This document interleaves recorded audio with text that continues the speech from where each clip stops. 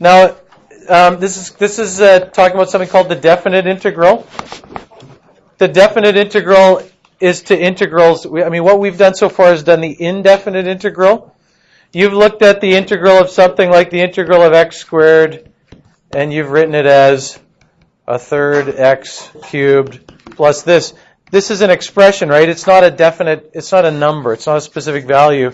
Just the same way that if you had a function like x to the fifth, you could write its derivative. You could write in general its derivative is 5x to the fourth. Or you could say specifically its derivative if you want it. I'll just stand right here. How about that? Would that help? Yeah. That would help. I could just write... But you're in the way of Dan Choi's education. Let's pause. Anyways, what you've done previously, you can find the derivative as a certain expression, or you could say what's the derivative at a certain value. Well, in that case, it would be, what would it be? 80 or something like that.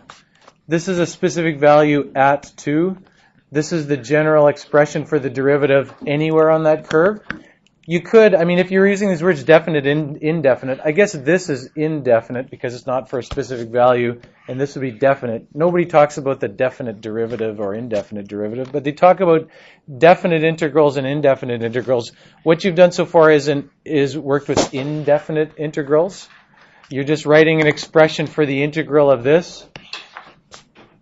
We're going to look at definite integrals. They're going to be evaluated, but it's not going to be evaluated for a single value. It's going to be evaluated between two values.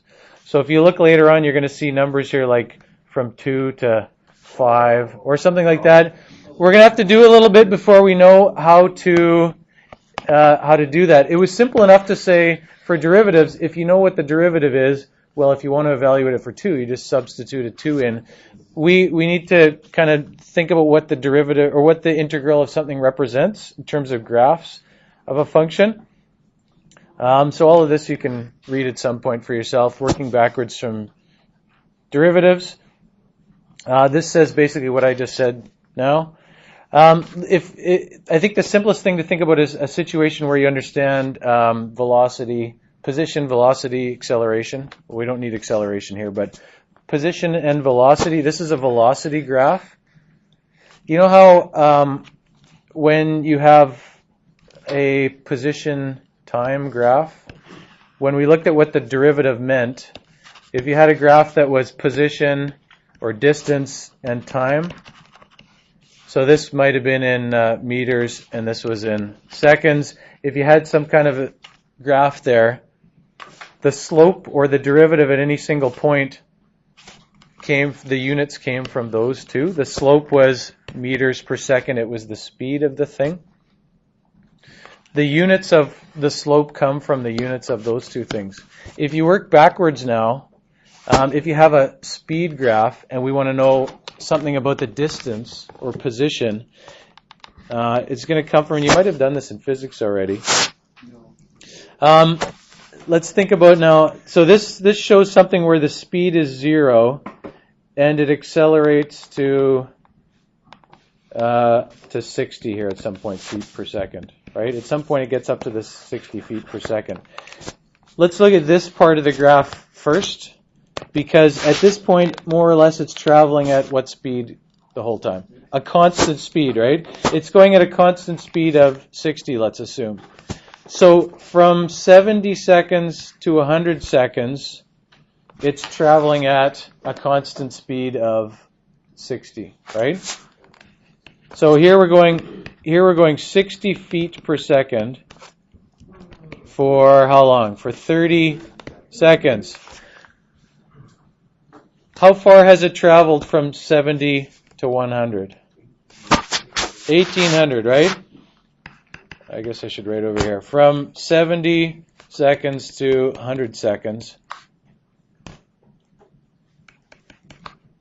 it travels 1,800 feet, right? And the way you found that was you multiplied it, right? 60 feet per second times 30 seconds. The units work out, right? Feet per second times seconds gives you feet here. That happens to be, if you look at the graph though, it happens to be, if you look at the two dimensions here, what you're looking at, this was, like this dimension is the speed, right? 60 feet per second. Oops. 60 feet per second, and this dimension was the time, right? Was 30 seconds. You can look at the distance as the area in here in this box, right? Because when you multiply two things, the area, when you multiply two things, you can think of it as an area. It's the area underneath that graph in this space here. Okay, the area underneath there represents the position, the change in position. The area underneath here is 60 feet per second times 30 seconds, right? Or in other words, it's 1,800 feet. How far has it traveled between there? 1,800 feet. That is the net change in position. Net change in distance or position. That's how far its position changes from 70 to 100 seconds.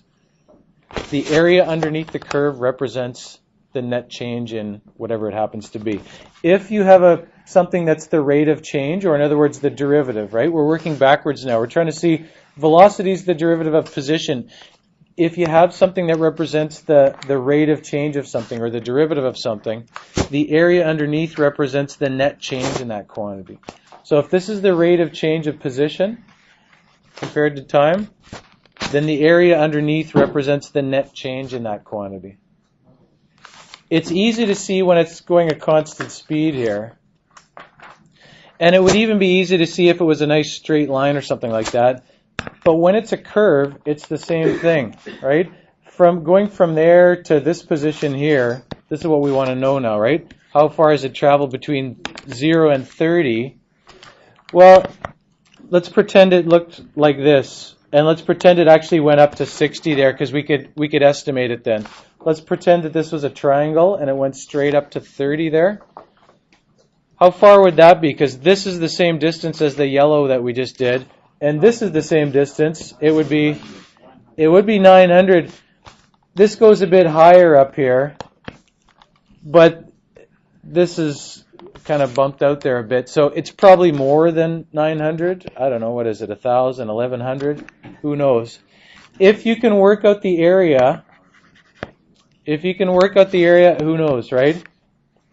I don't know, 900. I didn't mean us to actually calculate it here, 1,000, 1,100, something like that. If you could work out the area, you would know. It's the area under the curve.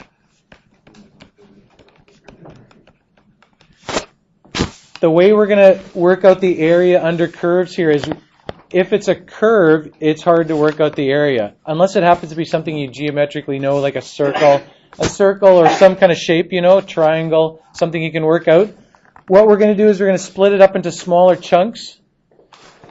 Like you might say, I'm going to split this up into 3 pieces here, this interval, into 10 seconds at a time. And then what you could do is you could say, I'm going to look at this first part as a triangle, the second part as like a trapezoid, and the third part is another trapezoid. You could break it into shapes where you can work out the area. Or you could break it up into rectangles and say, I'll just go to the midpoint of this, right, and approximate it like this. This would give you a really rough approximation of what it is.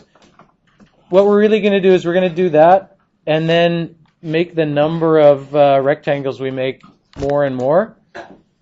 The more rectangles you make, the closer it's going to be to the real number.